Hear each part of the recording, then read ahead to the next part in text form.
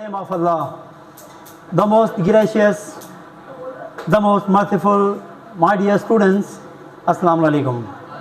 Today in this class we are moving towards another step. Maybe this would be the last question from this chapter, and our chapter is gravitation. We are going to discuss one most important derivation, and in this derivation Newton's law of gravitation will have to find out.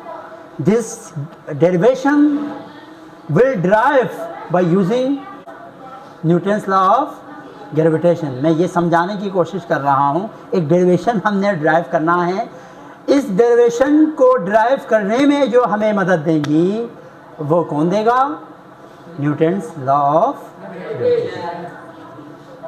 According to Newton's law of gravitation, each object in the universe attract each other with a force which is directly proportional to the product of their masses and inversely proportional to the square of the distance between them.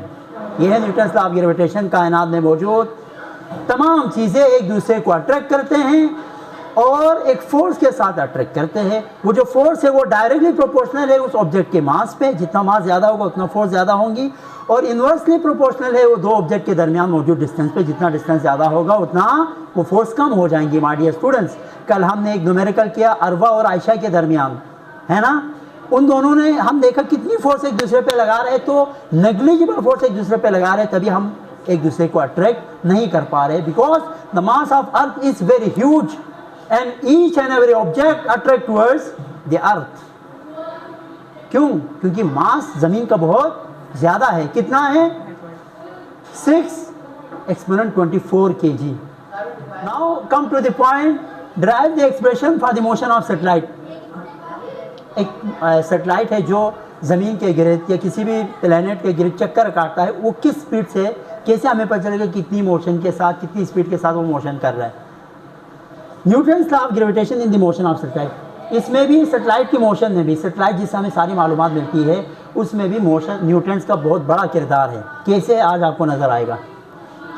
The Newton's law of gravitation has an important role in the motion of satellite. Newton's law of gravitation का अहम किरदार है in its orbit, because the gravitational pull of Earth on the satellite provides the centripetal force needed to keep a satellite in orbit around same planet. आप क्या समझते हैं कि जो सैटेलाइट हम खला में भेजते हैं उनके अंदर बड़ा इंजन लगा हुआ है जो उसमें जो है ना, या वहाँ पे कोई बंदा बैठा हुआ जो फ्यूलिंग करेगा और वो चलेगा? कोई ऐसा नहीं है. ज़मीन की जो अट्रैक्शन है ना, वो दरअसल एक सेंट्रिपिटल फोर्स प्रोवाइड कर रहे हैं, उसी के तहत ये घूम रहे हैं. चांद के साथ कोई इंजन नहीं लगा हुआ, चांद ज़मीन के गिर्द गर्दिश कर रहे हैं. हर चीज़ की मोशन के लिए एनर्जी रिक्वायर्ड है कि नहीं? लेकिन चांद के लिए नहीं है. कोई इंजन तो नहीं लगा हुआ ना चांद में. वहाँ पर भी centripetal force of earth and centrifugal force of moon, ये दोनों आपस में बराबर होने की वजह से वो एक कांस्टेंट मोशन के साथ मूव हो रहे होते हैं, कांस्टेंट स्पीड के साथ मूव हो रहे होते हैं. बात में समझ में आ रही है कि ना? ये चारों कोई इंजन की ज़रूरत नहीं है. वहाँ पे जो सोलर लगे हुए होते हैं, सेटेलाइट में जो सोलर लगे होते हैं, वो अंदर की चीज़ें रन करने के लिए है, मोशन के लिए यूज़ नहीं होता. माय डियर स्टूडेंट्स, ध्यान में रखो. वो ज़मीन की फोर्स लगती है और वो फोर्स उसको घुमा रहे होते हैं, उसको सेंट्रीपिटल फोर्स कहा जाता है. Consider the motion of A satellite. एक सेटेलाइट है, इसकी मोशन को हम कंसीडर करेंगे, which is revolving around the earth, जो कि ये ज़मीन है, ये ज़मीन के गिर्द मूव हो रहे हैं. हमने कुछ चीज़ें कंसीडर करनी है. वो ये है कि स्मॉल एम है आपके पास mass of satellite, capital M mass of earth, capital R radius of earth, यानी ज़मीन के सेंटर से लेके ज़मीन के सरफेस तक का डिस्टेंस, और small H radius of height from the surface of earth. देखो हाइट ऑफ सैटेलाइट लिखो, height of satellite from the surface, यहाँ से लेके यहाँ तक, सरफेस ऑफ अर्थ से लेके सैटेलाइट की जो हाइट है वो हमारे पास स्मॉल एच से हम रिप्रेजेंट करेंगे. एक और अहम बात, ज़मीन के सेंटर से लेके इस जो है ना सैटेलाइट तक का जो डिस्टेंस है वो किसके बराबर होगा? आपके पास कैपिटल आर यहाँ से लेके यहाँ तक, और स्मॉल एच यहाँ. तो ये दोनों को प्लस करके हमने किसके कंसीडर किया? स्मॉल आर के. डिराइव हमने ये इक्वेशन, ये वाली इक्वेशन हमने डिराइव करने हैं, ये हमने डिराइव करने हैं. तो यहाँ तक तो हमें सारी चीज़ें हमने याद भी कर लिया, ठीक है. अब इम्पॉर्टेंट जो कॉन्सेप्ट है वो यही है कि centripetal force of earth is equal to gravitational force of earth. जो सेंट्रीपिटल फोर्स प्रोवाइड कर रहे हैं, जो सेंट्रीपिटल फोर्स ज़मीन की तरफ से जा रही है वो वाली फोर्स, और gravitational force Newton's law of gravitation वाली जो फोर्स है वो आपस में इक्वल है, बराबर है। तो एफ सी सेंट्रीपिटल फोर्स की वैल्यू है M V square upon R. मैं क्या बोल रहा हूँ, एफ सी की वैल्यू क्या है, M V square upon are.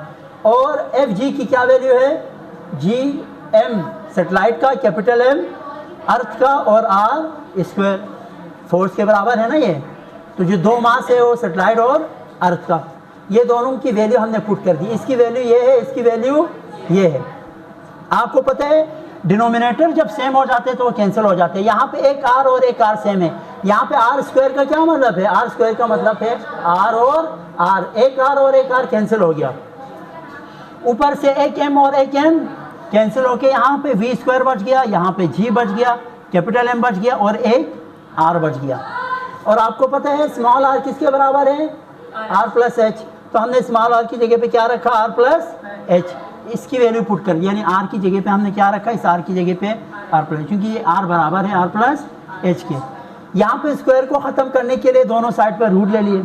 Taking root on both side करने से ये स्क्वायर और रूट कैंसिल होकर वी बच गया, और इसके ऊपर क्या आ गया, अंडर रूट आ गया। ये कैंसिल नहीं होगा, और ये चीज़ हमने ड्राइव करने थे। यहाँ से एक बात समझ में आती है, जो स्पीड ऑफ सेटेलाइट है वो डिपेंड नहीं करता मास पे, मास ऑफ सेटेलाइट पे। आप चाहे इस रूम के बराबर कोई सेटेलाइट खला में भेजे या मेरे बराबर एक सेटेलाइट खला में भेजे, स्पीड पे, मोशन पे कोई फ़र्क नहीं पड़ेगा।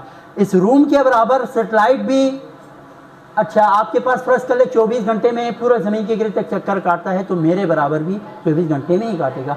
मास पे डिपेंड, मास ऑफ सेटेलाइट पे डिपेंड है। कहीं पे आपको स्मॉल एम नज़र आ रहा है इस इक्वेशन में, तो यहाँ से आप ये बता सकते हैं, एमसीक्यूज़ में पूछे जा सकते हैं कि हमारे पास मास पे डिपेंड नहीं करता, सेटेलाइट के मास पे डिपेंड नहीं करता, ठीक है, हाइट पे डिपेंड ज़रूर करेगा।